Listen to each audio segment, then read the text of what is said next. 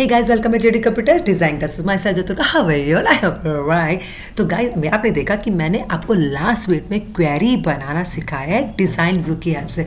आज की वीडियो में आपको क्वेरी बनाना सिखा रही with the help of SQL command. That is very important, जो बोर्ड के पेपर में ज़रूर आता है. तो प्लीज़ प्लीज़ प्लीज़ आपसे रिक्वेस्ट है, इस वीडियो को पूरा देखिएगा, अच्छे से समझेगा. कोई डाउट है मुझसे डेफिनेटली पूछेगा, क्योंकि बोर्ड में थ्योरी का क्वेश्चन एज इट इज़ यही आता है. अगर आपको प्रैक्टिकल कॉन्सेप्ट क्लियर है, आप सेम एज इट इज़ उस क्वेरी को पेपर में जाके लिख सकते हैं. तो ये वीडियो को देखना बहुत ही ज़रूरी है, क्योंकि एसक्यूएल कमांड आपको बोर्ड के पेपर में लिखने के लिए आएगी. तो क्या करना है, हियर वी गो. वीडियो को लाइक करना, शेयर करना, चैनल को सब्सक्राइब करना बिल्कुल नहीं मिला, ताकि ऐसी इंपॉर्टेंट नोटिफिकेशन आपको टाइम टू टाइम मिलती रहे और आपके बोर्ड के एग्जाम में आपकी हेल्प मिले.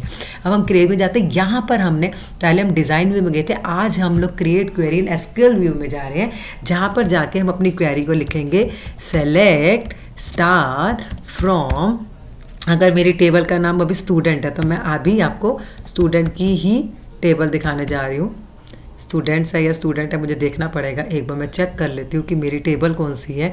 टेबल को पहले ध्यान में रखना ज़रूरी है, स्टूडेंट के नाम से है तो इसलिए मुझे वहाँ पर जाना ज़रूरी था. आप वापस जाओगे इधर तो आपका स्टूडेंट्स को हटा देंगे. स्टूडेंट है, सेमी कोलन लगाएंगे. ठीक है, अब यहाँ पर ये जो ग्रीन कलर का टिक है, ये आपकी क्वेरी को रन करेगा.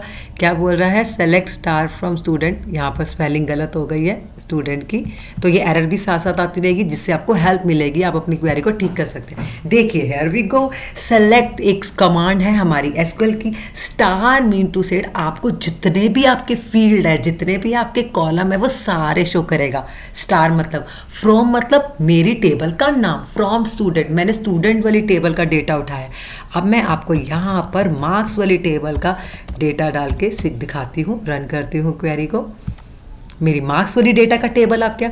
अब मैं यहाँ पर आपको टीचर्स वाली टेबल का डेटा भी उठा के दिखाती हूँ. ये मैंने 3 टेबल्स बनाई थी, तीनों की क्वेरी मैंने आपको रन करके दिखा दी है. ठीक है, ये तो हमारी बेसिक एक क्वेरी हो गई.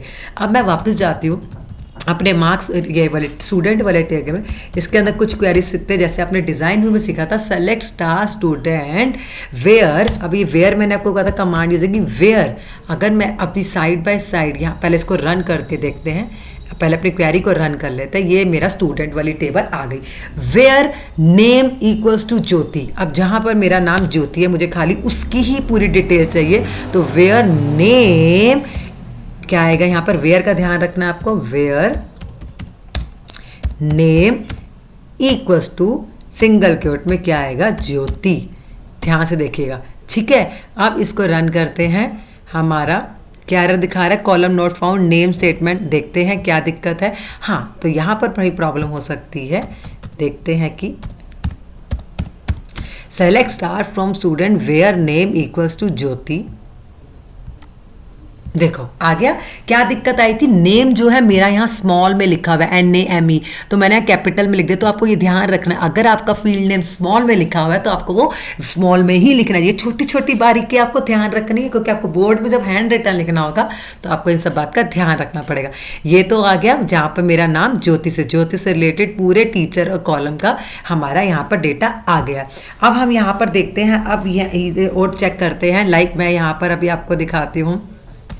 अब मैं अपना टेबल का नाम चेंज कर लेती हूँ. यहाँ पर मैं डाल देती हूँ टेबल का नाम मार्क्स. कैपिटल में डालना पड़ेगा क्योंकि मेरा टेबल का नाम मार्क्स है. रन करके देखते हैं यहाँ पर. ये तो मैंने भी आपको नेम वाली टेबल सिखा दी है. अब इसके बाद मार्क्स वाला देखते हैं कि अगर मार्क्स IT में जिन बच्चे के मार्क्स क्या है 49. ठीक है, तो अब यहाँ पर हम लोग चेक करेंगे वेयर IT कैपिटल में है, IT इक्वल्स, ये डबल कीवर्ड्स में नहीं आएगा. हमारे मार्क्स जो है वो डबल कीवर्ड्स में नहीं आएंगे. सिर्फ नेम अगर आप लिख रहे हो तो वो डबल कीवर्ड में आएगा. ठीक है, तो IT के मार्क्स कितने हैं, मान लो मेरे 54 जो है वो दिखा दीजिए. ओके, ये क्वेरी है. आगे 54, ये मैंने क्वेरी बना दी है. अच्छा, IT के मार्क्स अभी इक्वल्स टू 54 आ गया. अब दोबारा मैं यहाँ पर चेक करना चाह रही हूँ कि मेरे IT के मार्क्स जो है वो ग्रेटर देन है. क्या है, ग्रेटर देन 54 तो नहीं होंगे. अगर मैं ग्रेटर देन 50 डाल देती हूँ शायद क्वेरी रन हो जाएगी. हाँ, where select star from marks where IT greater than equals to 50. आगे सेम आ गई. अगर मैं यहाँ पर ग्रेटर देन की जगह लेस देन 50 कर दूँ तो रन करते करते हैं लेस देन 50 से 50 से कम वाले। देखो क्वेरी के अंदर ही क्वेरी बनी जा रही, कितना ईजी है ना।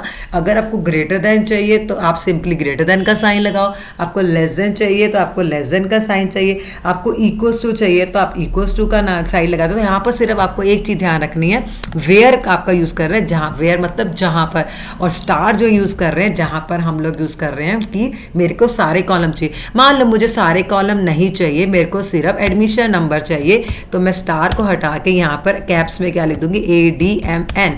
बस अब इसको मैं रन कर देती हूँ, सिर्फ एडमिशन नंबर शो होगा आपका। देखा आपने, मेरा एडमिशन नंबर शो हुआ क्योंकि मैंने एडमिशन। अगर मुझे IT भी दिखाना है तो मैं यहाँ पर IT भी ले लेती हूँ। तो अब यहाँ पर रन करते हैं, आपका IT का कॉलम, जो कॉलम चाहिए आप स्टार रख के उन कॉलम की फील्ड का नाम डाल दोगे तो आपको सिर्फ वही फील्ड के कॉलम यहाँ पर शो होंगे। तो आपको यहाँ तक समझ में आ गया कैसे ग्रेटर देन का यूज़ करना है, कैसे लेस देन का यूज़ करना है, कैसे हमने नेम को चेक करना है, और कैसे हमने सारे कॉलम शो करने हैं और कोई कॉलम शो करना है। अब यहाँ पर मान लो एक और चीज़ मैं आपको दिखाना चाहूँगी, जैसे कि अब मेरे को यहाँ पर क्या दिखाना है, अब मैं यहाँ पर एक एंड और ऑपरेटर यूज़ करना चाह रही हूँ जो बहुत ही इंपॉर्टेंट रोल प्ले करता है। अब यहाँ पर आपको ये दिखाना है, दो चीज़ें बतानी है, जहाँ पर IT के मार्क लेस देन 50 है, और अगर मैं एंड डालूँ, एंड इंग्लिश के मार्क्स मेरे जो हैं वो कितने होने चाहिए, ग्रेटर देन 30। मैंने एक क्वेरी बना ली, यहाँ पर रन करके देखते हैं। ओके, सिंटेक्स यहाँ पर देखते हैं क्या प्रॉब्लम आ रही है। इक्वल्स टू हटा देते हैं हम, यहाँ पर खाली ग्रेटर देन डालेंगे। आगे कोई भी नहीं है, ऐसा कोई क्वेरी नहीं है जहाँ पर IT के मार्क्स लेस देन 50 है या इंग्लिश के ग्रेटर देन 30 है। तो अब मुझे यहाँ पर एक मार्क्स वाला कॉलम अगर मैं देखती हूँ यहाँ पर, तो देखिए इंग्लिश के मार्क्स, मैंने क्या क्वेरी बनाई है, IT के मार्क्स जो है, मेरी क्वेरी को साथ में चलते हैं यहाँ पर देखकर। ये जो मेरी क्वेरी मैंने बनाई थी, यहाँ पर मैंने बनाई थी IT where IT less than 50 and English greater than 30, ठीक है। तो IT less than 50, IT less than 50 तो ये रहे, इंग्लिश में ग्रेटर देन 30 तो कोई है ही नहीं, तो कोई बात नहीं, हम लोग यहाँ पर क्या कर लेते हैं, क्वेरी को चेंज करके इधर हम 20 कर देते हैं 30 की जगह, ठीक है। दो क्वेरी लग गई। एंड का मतलब क्या होता है, दोनों सिचुएशन सेटिस्फाई होना चाहिए, मतलब IT लेस देन 50 भी होना चाहिए और इंग्लिश ग्रेटर देन 20 भी होना चाहिए। दोनों कंडीशन अगर सेटिस्फाई है तभी हमारी क्वेरी रन करेगी। तो एंड मतलब होता है और मतलब दोनों सिचुएशन सेटिस्फाई। तो अभी आपने देखा दोनों क्वेरी को रन किया। अब यहीं पर मैं इस एंड को हटा के और कर दूं, तो इसका मतलब क्या है कि दोनों में से कोई एक सिचुएशन सेटिस्फाई होनी चाहिए। मान लो मैंने यहाँ पर 30 कर दिया, मुझे पता है 30 से अब कोई मार्क्स नहीं है इंग्लिश के, बट मुझे ये पता है कि IT में लेस देन 50 है, तो दोनों में से अगर एक सिचुएशन सेटिस्फाई हो रही है तो हमारी क्वेरी रन कर जाएगी। तो और का मतलब क्या, दोनों में से कोई एक सेटिस्फेक्शन होनी चाहिए। अब आ रहा है नॉट। नॉट के अंदर क्या होता है, अपोजिट, तो हम नॉट डाल देते हैं यहाँ पर, तो इसके अंदर ये क्या होगा, हमारा ऑपोजिट चलेगा। तो एक होता है एंड और थर्ड हमारा होता है नॉट, ठीक है। तो यहाँ पर हम लोग क्वेरी को यूज़ कर सकते हैं। तो यहाँ पर आप लोग नॉट जो लगाएंगे वो कहाँ लगाएंगे, इसमें हम लोग, अगर मैं नॉट लगाना चाह रही हूँ तो ये ऑपोजिट एक ही क्वेरी के साथ लगेगा नॉट। तो यहाँ पर मैंने नॉट IT लगा दिया। तो रन करते नॉट मतलब नॉट नेगेटिव हो गया। अभी तो लेस देन 50 सही चल रहा था, वो शो कर रहा था, अभी नोट आ गया तो खाली 54 दिखाएगा, मतलब ऑपोजिट ले लिया। 50 से कम वाले नहीं दिखाया, 50 से ज़्यादा वाले जाती, क्योंकि आगे नोट लग गया। नोट मतलब नेगेटिव, जो सही था उसको उल्टा कर दिया। तो यहाँ पर हमने एक लॉजिकल ऑपरेटर किया। अभी तो आपने क्या अरिथमेटिक ऑपरेटर किए थे, greater than, less than, greater than, equal to, less than, equal to, equal to, equal to, not equal to.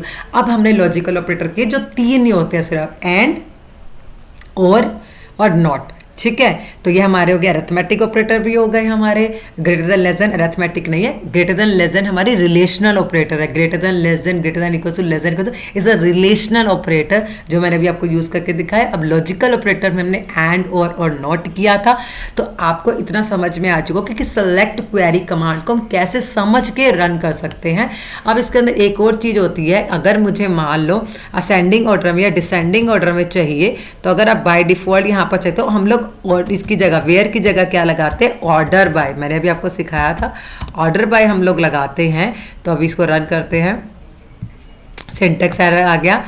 अच्छी बात है एरर आ रही, ताकि आपको दिखना चाहिए कि एरर मेरी भी आ सकती है, मैं I am not perfectly alright, तो आपकी भी एरर आ सकती है गलती। मैं उस एरर को फिक्स करना भी सिखा रही, तो सबसे बड़ा डेवलपर कौन है जो उस एरर को फिक्स कर दे। तो एरर के अंदर प्रॉब्लम क्या थी, ऑर्डर और बाय में स्पेस आना चाहिए।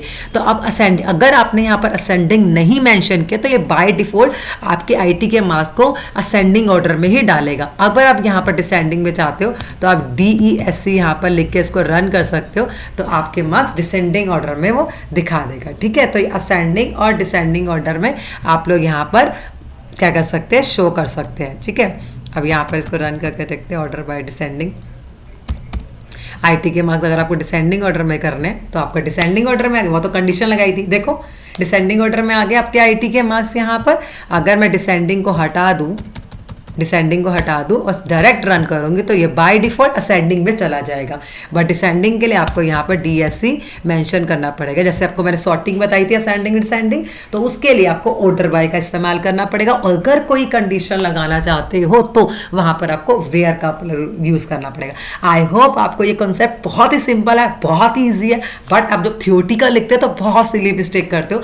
आपको ये छोटी छोटी बातों का ध्यान रखना है, ताकि थियोटिकल जब आप इसको लिखो तो आपको गलती ना हो। उससे पहले आपको उसको प्रैक्टिकल प्रैक्टिस करनी पड़ेगी। कोई भी डाउट हो आप जिस जगह कमेंट सेक्शन में पूछेगा, बट प्रैक्टिस जरूर करिएगा। That is very important concept. I told you again and again, that is according to board, this is very important concept. You have to do practice. If you have any doubt ask me. अपना ध्यान रखिएगा। Bye bye, take care, have a wonderful day.